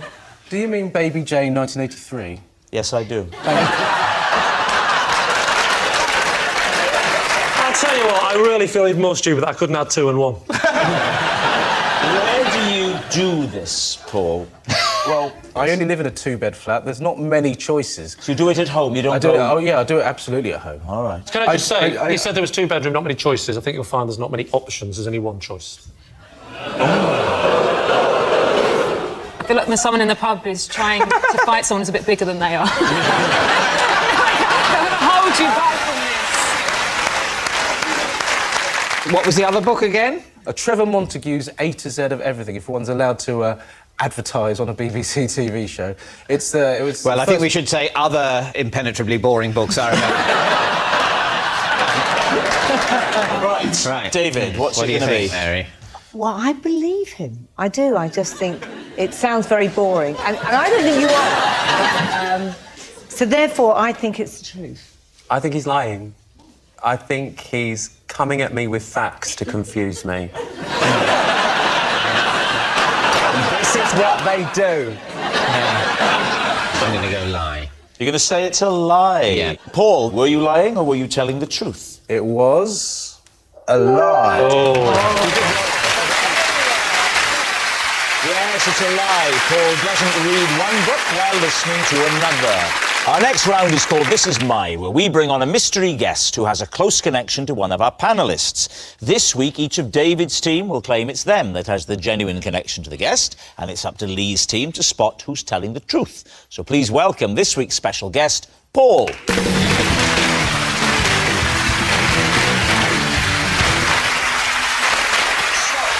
Ryland, what is Paul to you? This is Paul. Paul's my plumber, and he came over to fix a leak, but ended up cutting my hair. Right, so, Ryland's hairdressing handyman. Mary, how do you know Paul? This is Paul, and every Christmas I sing carols to Paul's cows. Mary's festive friend. And David, what is your relationship with Paul? This is Paul, and while browsing in a bathroom showroom, he persuaded me to hop in a tub with him to test whether it would fit him and his wife. Lee's team, where do you want to begin? All right, we'll start with Ryland.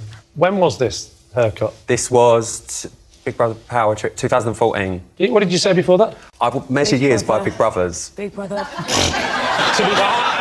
many brothers have you got?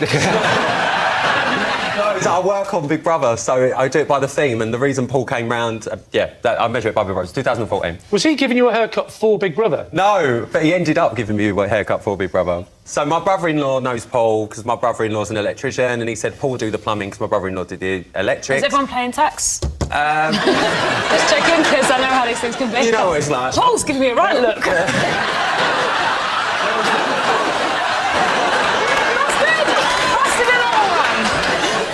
Where was the leak? It was basically my shower was dripping, and I'd called my hairdresser Hayley, and because he comes to my house to cut my hair and colour my hair, because this isn't real, guys. Shock. Yeah. And I said, babe, can you come and do my hair? It's Big Brother starts tomorrow. It's the launch. I need my cut and colour done. And she said, babe, I'm in Tenerife. And I was like, are you joking? It's fine. I used to do hair when I was 16. I said, I'll just do my own colour because I've got everything indoors anyway. So I put my colour on, and then when I went to wash my hands, I realised that there weren't no water coming out of the tap. So I rung Paul and said, Paul, come over to fix my taps, and yeah. And then what happened? Well, then basically Paul came over and he fixed everything, Yeah. and I said, Paul, you wouldn't do me a favour, would you? I've obviously got everything at home. All I needed was like my sides and my back just shaved, and I've obviously got the razor. It's like number 4 setting or whatever. Why have you got all the equipment at home? Because I studied hair when I was Yeah. 16. Can I so say I've got one everything at home. rookie error? With You. What you've done is just washing your hands. Everyone, even if they're doing Gloves. it, wears gloves. Yeah, So why have you got it because on I was, your hands? Because I was colouring my own hair, so I had to do the back. the gloves and come in the packet. Yeah, but it doesn't go all the way out there, darling. Oh, so it was this David, part when of you your do arm. yours, do you wear gloves or do you mind the dye going on? I just get a team of people round.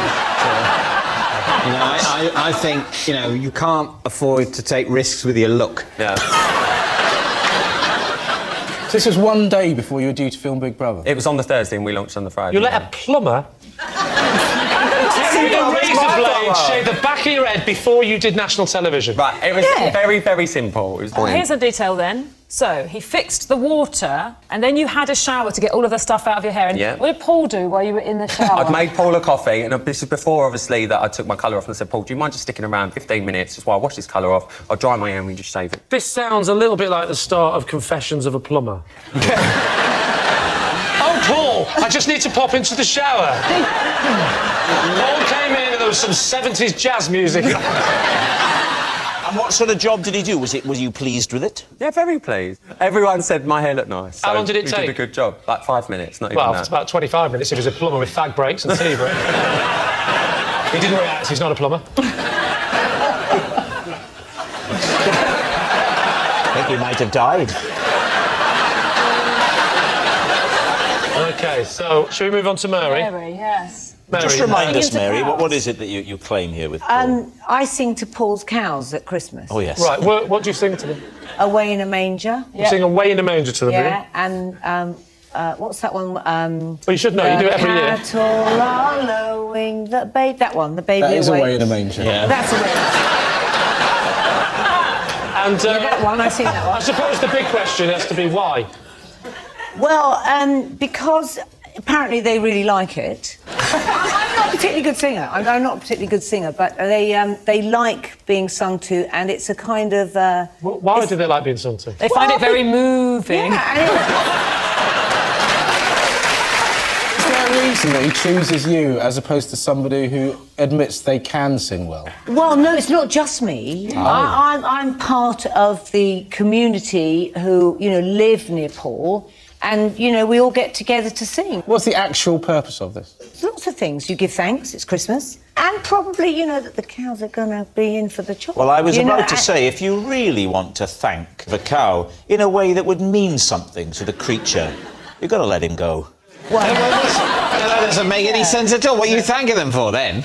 Yeah. The thing you're thanking them for, you then don't get. The key thing is what you're thanking them for is their forthcoming deliciousness. You've got to do it in advance, because afterwards they can't hear you. He's a really caring farmer, I have to say this. He's a, Tell that to little the bit of a cows. hippie.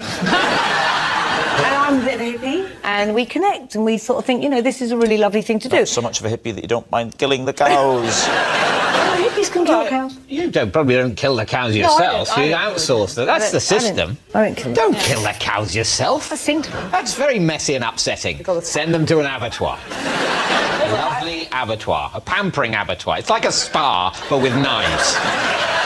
Right, what about David? So, David, remind us again. While browsing in a bathroom showroom, Paul persuaded me to try out a bathtub with him to see if it would fit him and his wife. Right. So how did he approach you? What was the conversation?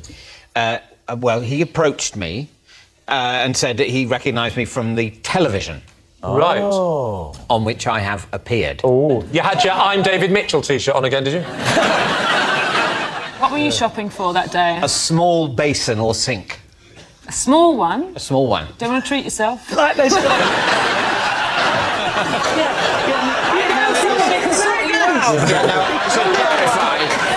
It was what I was looking for was to human scale. David, what was going through your mind when a complete stranger walks up to you and says, I know you from the telly, will you get into the bathtub with me? Well, it didn't happen like that. It didn't. All right, then. It didn't happen like that, but tell us another version how it didn't happen. Well, he initially said, I like your work on television. Really? It's a lie.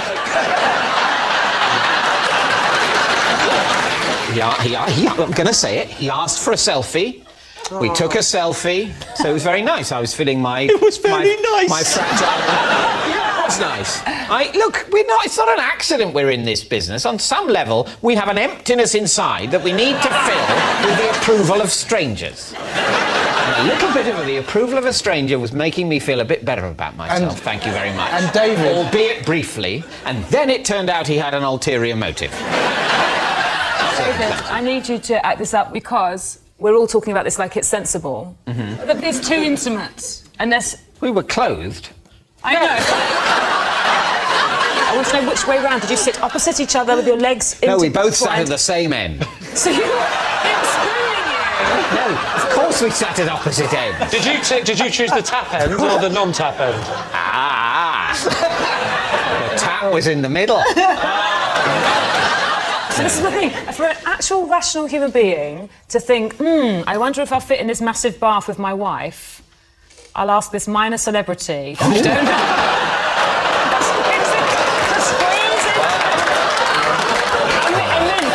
Look, Elton John was in the shop and he'd said no. Will you do it with Rylan for me? OK, well... So what am I assuming? Well, we've got to imagine we're getting in a... You're a very tall man. I'm quite tall. Yeah. God, Match, I can see why you can't get phones and a wallet in those. As a working hypothesis, let's say this rectangle is broadly the bath. Yeah. So... Is there any blood going to your feet? You're in the bath showroom. So you sit at that end, the tap's here. Is this what you did? You took control, David? No, I didn't take control. And then, as you can see, our legs sort of tessellated. No, in between. You know what this is making me think, David? I'm picturing, you just look at each other now, and I'm picturing a voiceover saying, there are many ways to keep a relationship fresh and alive. Why not try sharing a bath together? I think, well done.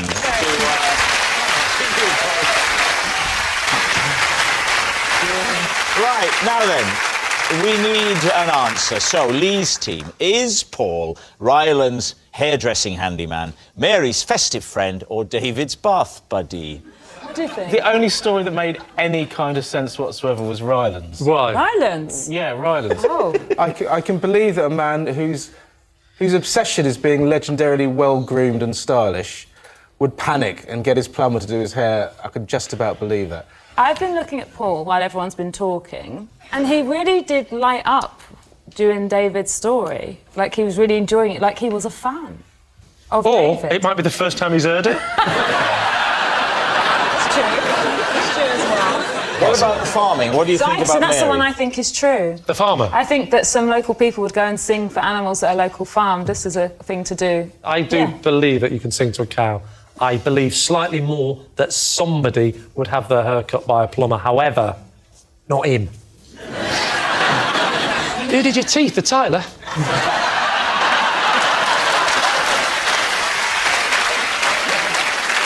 Go on then, we'll say Mary. You're going to say it's Mary? OK.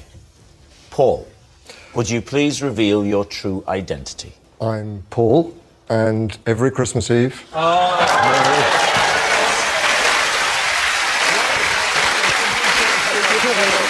Yes, Paul is Mary's festive friend. Thank you very much, Paul. Which brings us to our final round, quick-fire lies, and we start with... It's Mary. If I have learned one thing from my many years in business, it is this. Never trust a man in a floral shirt. Right. Hey. What is it about men with floral shirts? Well, they're trying to make a statement. What is that statement? The wrong one. I like to say, look at me, listen to me, I'm powerful, I'm sexy. With flowers? I'm in touch with my feminine side. Is it in business only? Yes. It's- Well, because I've worked in the fashion business a lot. All right, is it a day off? And...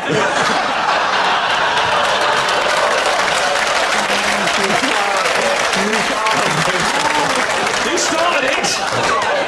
I wasn't talking about you, Lee. I would never do anything like that. I really wasn't You said a talking man about... in Florida In is... business. In business. You don't do business, do you? I do business. Pitch something to Mary and see how she OK, yeah. All right, hello. After a toaster.